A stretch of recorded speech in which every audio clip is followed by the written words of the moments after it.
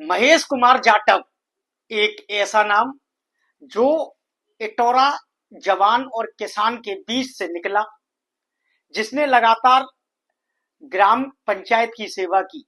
ग्राम पंचायत की सेवा के बाद जब ये महेश कुमार नाम का सितारा राजनीति की ओर आगे बढ़ा, तो यह जिला पंचायत का सदस्य बनकर अपने ग्राम पंचायत के साथ साथ क्षेत्र की सेवा करने के लिए संकल्पित हो गया। महेश कुमार जाटव धाकड़ नाम है, आपके चेहरे का प्रतिष्ठित नाम है, आपके जनप्रिय नाम है। और बीते चुनाव में बेबी रानी मौर्य जो वर्तमान में कैबिनेट मंत्री हैं, उनके खिलाफ भी चुनाव लड़ चुके हैं। राष्ट्रीय लोकदल के सिपह सलार हैं। आगामी 2027 की एक बार पुनः तैयारियां कर रहे हैं। पत्नी गंभीर बीमारी से जूझ रही थी। पत्नी को और परिवार को किनारे करते हुए महेश कुमार जाटव ने राजनीति को करना नहीं छोड़ा। उन्होंने राजनीति को अपना धर्म बनाया और उसी धर्म की राह पर चलते हुए राष्ट्रीय लोकदल ने इन्हें प्रदेश का महासचिव नियुक्त कर दिया। राष्ट्रीय लोकदल के प्रदेश के बड़े नेता हैं और हाल ही में अभी 48 घंटे बाद संविधान में मुख्य भूमिका निभाने वाले भारत रत्न डॉक्टर भीमराव अंबेडकर जयंती है। जाटव समाज से आते हैं, जाटव महापंचायत के सदस्य भी हैं। महेश जी, परिचय तो आपका मोहताज नहीं है। धाकड़ हैं, बड़े हैं, छोटे राजनीति से बड़े सफर तक पहुंचने वाले हैं, तो परिचय नहीं, सिर्फ शुरुआत यहां से करेंगे कि महेश जी आखिरकार राजनीति का विचार कहां से आया, आपको राजनीति का बुखार कहां से आया? मैं बहुत पहले से बहुजन समाज पार्टी के मूवमेंट से जुड़ा हुआ था, जो दलित, गरीब, शोषित, पीड़ित, दबे कुचले लोगों की आवाज उठाती थी। मैं सबसे पहले 1993 में बहुजन समाज पार्टी का सदस्य बना। उसके बाद मैंने अपने जीवन में माननीय बहन जी की, माननीय कांसीराम साहब की कई रैलियों में भाग लिया और मैं सरकार में बहुजन समाज पार्टी के बैनर तले तमाम लोगों के मैंने कार्य कराए। बीएसपी की सरकार में तमाम मेरे पास ऐसे लोग आए जिनको इन लोगों के लगभग क्षेत्र में मैंने 40 फसलें अपने समाज के साथ साथ अन्य समाजों के लोगों के भी मैंने कराने का कार्य किया। और मैं कोऑर्डिनेटर रहा बीएसपी में 2010, 11, 12 तक सरकार में रहा, सरकार के बाद रहा और मैं चुनाव भी लड़ा जिला पंचायत पर। 2015 में जो जिला पंचायत सदस्य का चुनाव था, मेरी पत्नी ग्राम प्रधान बनी थी, मैं जिला पंचायत सदस्य बना था। उसके बाद 2021 में भी मैं जिला पंचायत सदस्य और वर्तमान में भी जिला पंचायत सदस्य मेरी पत्नी।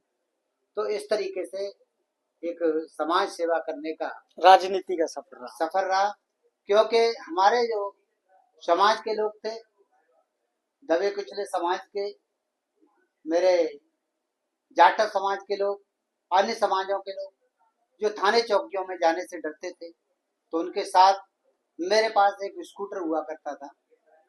पहले मेरे पास बजाज सुपर था, फिर LML था, फिर चेतक ले लिया। उसके माध्यम से मैं क्षेत्र में सक्रिय रहता था। लेकिन अब तो चेतक वाले महेश कुमार जाटव फॉर्च्यूनर पर आ गए। नहीं, देखिए वो सब बाबा साहब तथागत भगवान गौतम बुद्ध की अनुकंपा है और बहुजन समाज की नायक बहुत बड़ी नेता माननीय बहन कुमारी मायावती जी का भी हमारे ऊपर आशीर्वाद रहा उस समय।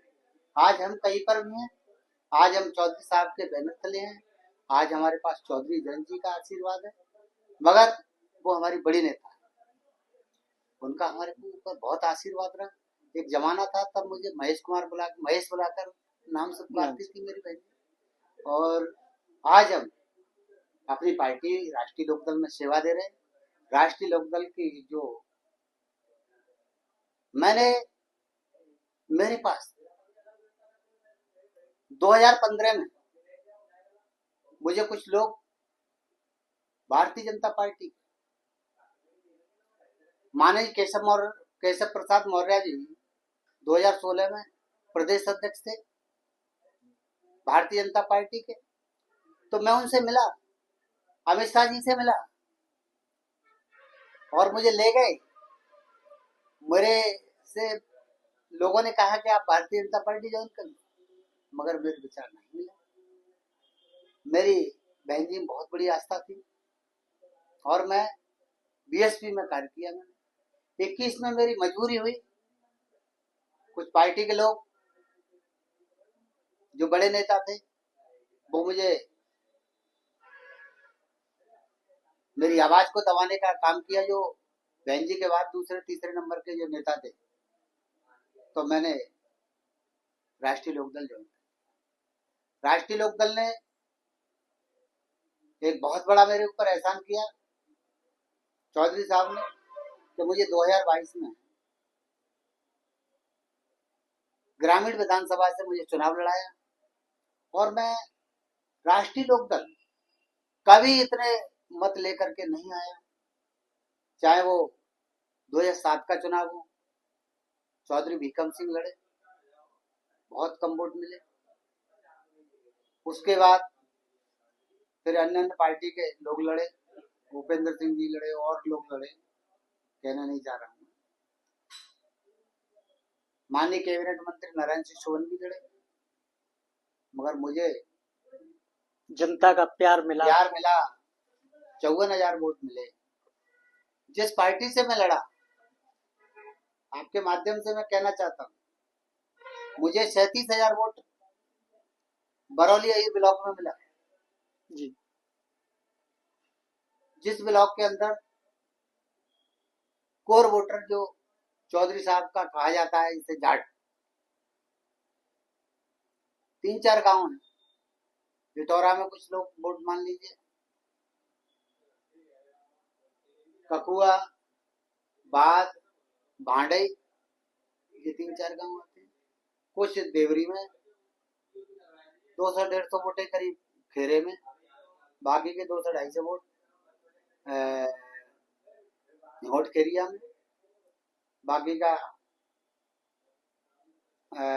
बरौली भमरौली कटारा में थोड़ा सा, इतना सा वोट है। उसके बावजूद मुझे इतना बड़ा वोट मिला, उसके लिए मैं अपने क्षेत्र की जनता का बहुत बहुत आभार व्यक्त करता हूँ। मगर मुझे जो उम्मीद थी, अकोला ब्लॉक जिसे जाटों की राजधानी कहा जाता है जी, मैं अकोला में जाटों के गढ़ में हरा।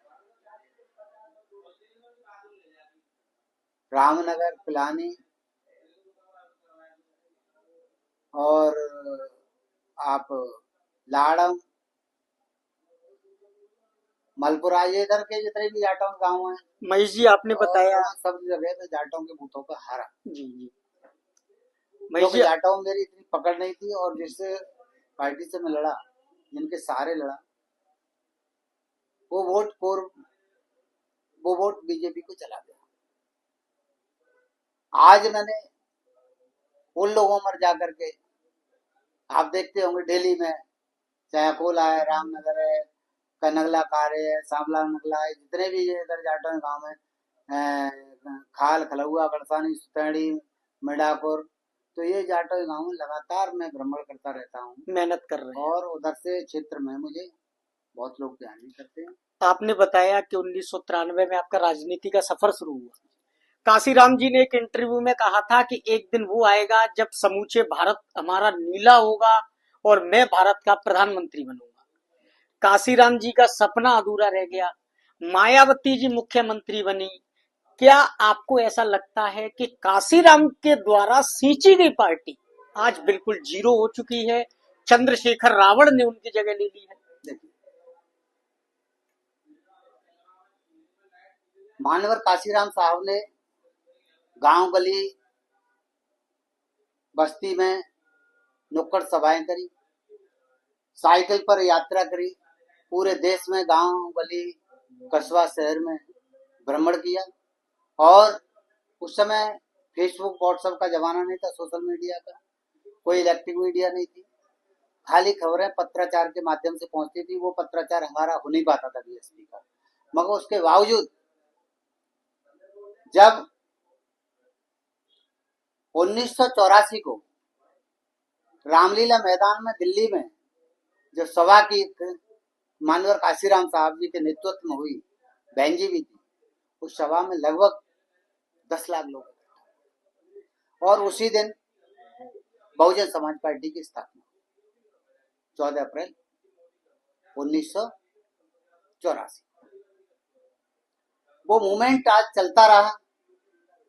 मैं बहन जी को दोष नहीं दूंगा, समय इस तरीके का, लोग भटक गए। उस समय हम कांग्रेस बात करती थी रोटी कपड़ा और मकान की, मानव साहब कहते थे कि हम लेने वाले नहीं बनेंगे, हम देने वाले बनेंगे। मान्यवर साहब कहते थे आप हम राजा बनेंगे। आज फिर वही स्थिति आ गई है। आज मेरी साथियां हैं, केंद्र में हम और प्रदेश में हमारी पार्टी का गठजोड़ है, मगर फिर भी मैं अपने समाज के लोगों को कहना चाहूंगा कि आज राशन पे वोट मिलता है, देती है हमारी समाज की महिलाएं। बिल्कुल, वो राशन लेके आती है 5 किलो, बड़ी खुश हो जाती है। जबकि मानवर साहब ने कहा था कि मैं वो शिक्षा दूंगा और स्वास्थ्य दूंगा, अच्छा विकास दूंगा, सड़कें दूंगा, हर व्यक्ति को इलाज मिलेगा, और उसके साथ ही साथ आप इस देश के लेने वाले नहीं, यूं देने वाले बनो। आज वो सपना अधूरा है। आपने राशन की बात कही, दलितों की, चूंकि आप जाटव समाज से आते हैं, दलितों की सबसे बड़ी पार्टी कौन सी मानते हैं आज के समय में आप? देखिए, दलितों की सबसे बड़ी पार्टी आज भी बीएसपी, लेकिन वो तो जीरो है। मायावती चुप है, चंद्रशेखर रावत कह रहे हैं कि वो बीजेपी का बी प्लान है। चंद्रशेखर रावत क्या कर रहे हैं वो मैं नहीं कहना चाहूंगा। चंद्रशेखर रावत भी बहुत बढ़िया मूवमेंट चला रहे हैं, और उन्हें कहां से शक्ति मिल रही है कहां से नहीं मिल रही मुझे नहीं मालूम, मगर ठीक है, अच्छी बात है। मगर दलितों की आज भी बीएसपी की बहुत बड़ी नेता बहन जी है। वोट परसेंट भले ही उनका कम हो गया है लोकसभा के चुनाव में, वो क्या कारण रहेगा, उनकी पार्टी की जिम्मेदारी है, बहन जी की जिम्मेदारी है, उनके नेताओं की जिम्मेदारी है, उस तो मैं जाके कुछ नहीं। अभी भीमनगरी सजने वाली है, आगरा के जीआईसी ग्राउंड में कार्यक्रम होने जा रहा है। संविधान में मुख्य भूमिका डॉक्टर अंबेडकर साहब ने निभाई, भारत रत्न है वो। मैं आपसे सिंपल एक बात पूछना चाहूंगा, भीमनगरी जो आज तक नीली हुआ करती थी अब भगवा हो गई है, परिवर्तन देखने को मिल रहा है। क्या दलित भाजपा की ओर जा रहे हैं, राशन की ओर जा रहे हैं? देखिए, भीमनगरी जो सजाते हैं जी, वो भीमनगरी एक कमेटी है, केंद्रीय कमेटी, और भीमनगरी जिस क्षेत्र में सजती है वहाँ की स्थायी कमेटी होती है, अस्थायी कमेटी जी। वो दोनों कमेटियों की जिम्मेदारी होती है कि वो भगवा रंग में रंगे या नीले रंग में रंगे, उनकी जिम्मेदारी है, समाज की नहीं। मेरा मतलब है कि भीमनगरी हो, परशुराम शोभा यात्रा हो, अन्य किसी जातिगत हो, आज अशोक सम्राट जी की भी जयंती है, माननीय केशव प्रसाद मौर्य जी वहां आ रहे हैं। मेरा आपसे सिंपल मतलब है, किसी वर्ग विशेष की, जाति विशेष की कोई भी कार्यक्रम होता है तो सरकार के हवाले बह जाते हैं, अपनी बीती पार्टियों को भूल जाते हैं। वो एक अलग अलग विषय है। सरकार से फंड भी लेना होता है जी, क्षेत्र में विकास कैसे होंगे तो सरकार को साथ लेना पड़ता है। आज भारतीय जनता पार्टी की सरकार है तो उस तरीके से कार्य हो रहे हैं। पहले कांग्रेस की हुआ करती थी, बहुत पहले की बात कर रहा हूँ, 1985-86 से पहले की, तो कांग्रेस का साथ लेते थे भीमनगरी वाले। वो सरकार के साथ है क्योंकि सरकार से उन लोगों को जो केंद्रीय कमेटी के लोग हैं उनको काम भी पड़ते हैं तो वो अपने कार्य भी कराते हैं इस बहाने से, और क्षेत्र में जो विकास कार्य होते हैं उसके लिए फंड मिल जाता है। चलिए, ये मुद्दा सरकार का रहा। दलितों के लिए धर्म क्या होता है? हिंदू धर्म, मुस्लिम धर्म, बौद्ध धर्म, दलितों का धर्म कौन सा है? नहीं, देखिए, दलितों का धर्म, इस पर मैं एक बात कहूंगा जी, दलितों का सबसे बड़ा धर्म हिंदू धर्म है। हिंदू धर्म को बचाने के लिए उन्होंने तमाम अपमान सहे दलितों ने, मगर हिंदू धर्म नहीं छोड़ा। 800 साल मुसलमानों ने राज किया इस देश पर, दलित चाहते तो मुस्लिम बन जाते, बिल्कुल, मगर दलितों ने अपमान सहा, उन पर तमाम अत्याचार हुए, दलितों पर जजिया टैक्स लगा, जजिया टैक्स का पैसा नहीं भर पाए तो हमारे दलितों की महिलाएं आधे शरीर को ढक करके चलती थी। जजिया टैक्स का पैसा नहीं था उसमें। मुगलों ने इतना अत्याचार किया, मगर धर्म, हिंदू धर्म नहीं छोड़ा। और हिंदू धर्म का एक पार्ट एक बौद्ध धर्म है, जिसमें आज अपनी आस्था को बहुत से दलित बौद्ध धर्म में अपनी आस्था रखते हैं। वो इसलिए कि बाबा साहब डॉक्टर भीमराव अम्बेडकर जी उस समय पीड़ित रहे थे, जो छुआछूत की जो कुर्ती शुरुआती दिनों में जो उनकी प्राइमरी पाठशाला तक की जो शिक्षा थी, उस समय उन्होंने बहुत अपमान सहे। उसके बाद में उन्होंने जो इंटर तक की जो वो हाई स्कूल तक की जो प्राथमिक विद्यालय में गए, तो वो संतारा में स्कूल था और रजवाड़ा का स्कूल था, इंग्लिश मीडियम, उसमें उन्होंने शिक्षा ग्रहण की। वहां से फिर उनका जीवन बदला। ऐसा नहीं है कि दलितों ने त्याग किया है, दलितों ने अत्याचार भी सही है, लेकिन धर्म नहीं छोड़ा। हाँ, धर्म। महेश जी, कुछ आखिरी सवाल। आप राष्ट्रीय लोकदल के वरिष्ठ पदाधिकारी हैं, प्रदेश से आप नेता हैं। मैं अभी 15 अप्रैल को कागारौल के बड़ा मंदिर पर चंदन सिंह चौहान जी आ रहे हैं नई दिशा कार्यक्रम लेकर। राष्ट्रीय लोकदल कौन सी नई दिशा दिखाना चाहती है? नई दिशा का मतलब क्या है राष्ट्रीय लोकदल का? देखिए, नई दिशा का मतलब ये है कि वहां पर जो कार्यक्रम हो रहा है वो भव्य कार्यक्रम किया जाएगा। उसमें युवाओं को और किसानों को, दोनों वर्ग के लोग हैं, युवा नौजवान जिसे रोजगार की तलाश है, उनको नई दिशा देने का काम किया जाएगा। और कौशल विकास माध्यम के मंत्रालय के माध्यम से चौधरी जयंत सिंह जी हर जगह कौशल विकास के माध्यम से स्वरोजगार की योजना चला रहे हैं। उसमें लोगों को बताया जाएगा कि अपना रोजगार कैसे किया जाए। इसमें माननीय प्रधानमंत्री जी का बहुत बड़ा योगदान है। हमारे समाज के तमाम लोग 5-5 लाख 10-10 लाख का लोन लेकर के अपना बिजनेस करने का काम कर रहे हैं। और किसानों को नई दिशा दी जाएगी, किसान किस तरीके से आलू गेहूं के साथ कुछ और भी काम कर सके। महेश जी, आखिरी सवाल। और भी काम कर सकें। महेश जी, आखिरी सवाल। 2027 चुनाव विधानसभा का है। महेश कुमार जाटव की क्या तैयारियां हैं और पंचायत चुनाव लगातार देरी होते जा रहे हैं, इसको लेकर कोई टीस है मन में? क्योंकि 2024 का विधानसभा आप हार चुके थे और उससे पूर्व में जीत चुके थे। कुछ खट्टी मीठी यादें और अपनी बताएं, क्योंकि टीस है और उमंग भी है जीत की। देखिए, चुनाव हारे भी जाते हैं, जीते भी जाते हैं। और मेरा ऐसा इतिहास रहा है कि पहले मैं 2000 में प्रधानी का चुनाव लड़ा, इसी गांव से दौड़ा और मुझे 180 वोट प्राप्त हुए। और उसके बाद 2015 में मैं इस गांव से पूर्ण बहुमत से प्रधान बनी, मेरी पत्नी। और 2015 में मैं जिला पंचायत का सदस्य बना। उससे पहले मैं 2010 में जिला पंचायत का चुनाव लड़ा जी। जिला पंचायत चुनाव 2010 में मैं हारा, 2015 में जिला पंचायत चुनाव जीता, तो लगातार 2021 में जिला पंचायत जीता। तो ये हार जीत एक आपका पुराना नाता है, एक नाता है। और इस बार मैं हारा हूँ विधायक 2022 में, और 2027 में 100% विधायक का चुनाव जीत के दिखाएंगे आपको। थोड़ा सा उस समय हमारे साथ ऐसा लगा था लोगों को कि महेश जाटव की टिकट नहीं होगी, तो लोग भ्रम में थे। फिर जब हमें टिकट हुई हमारी, तो उस समय कोरोना काल में हम लोगों को सभाएं करने की अनुमति नहीं थी। हम डोर टू डोर लोगों के घर जा रहे थे, और डोर टू डोर जाने में उतनी बातें नहीं कह पाते हैं, और हमें समय मिला था मात्र 20-25 दिन का। 20-25 दिन में इतना बढ़िया, हम जितना बढ़िया कर सकते थे वो किया। और आज हम अभी से पूरी 5 साल तैयारी में, और फिर और तैयारी अब तेज कर दी जाएगी अभी 1-2 महीने बाद जी। डोर टू डोर प्रत्येक घर जाने का कार्यक्रम रहेगा। जीत की कमर कस ली है, रणवीरी बज चुकी है, दुंदुभी बज चुकी है। मैं आपको बता रहा हूँ, आपके माध्यम से मैं प्रत्येक घर जाऊंगा और प्रत्येक घर में जाकर के अपनी बात कहूंगा पूरे, और इस तरीके से इस बार चुनाव लड़ा जाएगा। और माननीय हमारे राष्ट्रीय अध्यक्ष चौधरी जयंत सिंह जी का आशीर्वाद अगर मिलता है तो 100 की 100% जीतती इस सीट को जीत करके उनकी झोली में डालने का काम।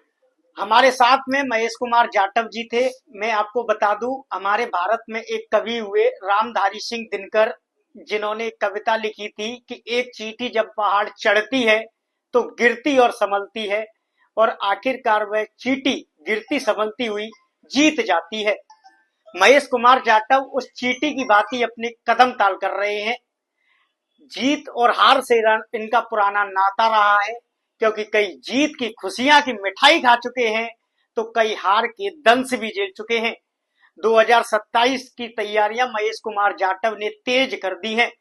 महेश कुमार जाटव से पूछा गया कि नीला खेमा कम हो रहा है, दलितों की संख्या कम हो रही है, दलित किस ओर जा रहे हैं, तो उन्होंने सीधा सीधा दलित को मायावती की ओर निशाना करते हुए कहा कि दलित आज भी मायावती की पार्टी के ही हिस्सा हैं। मायावती ही दलितों की मसीहा हैं, लेकिन मायावती की चुप्पी कहीं दलितों को भगवा की ओर न मोड़ दे, यह मायावती को केंद्र करने वाली बात रहेगी। अपने साथी के साथ शेखर पंडित, आगरा। बस।